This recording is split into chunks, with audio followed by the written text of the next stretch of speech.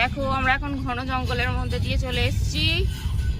এক্ষুনি আমরা হাতি দেখলাম, এবার আমরা বাঘ দেখব, তারপরে আমরা বাড়ি যাব ঠিক করেছি। একদম বাঘ দেখে একটু আগে আবার হরিণও দেখেছি, তারপরে চিতাবাঘ সবই মোটামুটি দেখা হয়ে গেছে। শেয়ালও দেখে নিয়েছি, না ডাইনোসর এখানে দেখতে পাইনি। প্রচুর ভিড় এখানটা।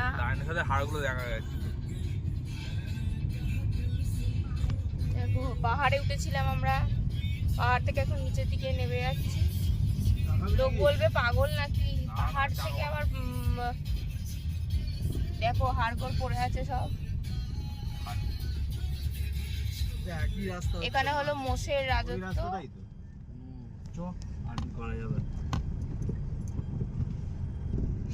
ওইটাতেই তো বেরোচ্ছে। এ দেখো কি সুন্দর পুরো লাল।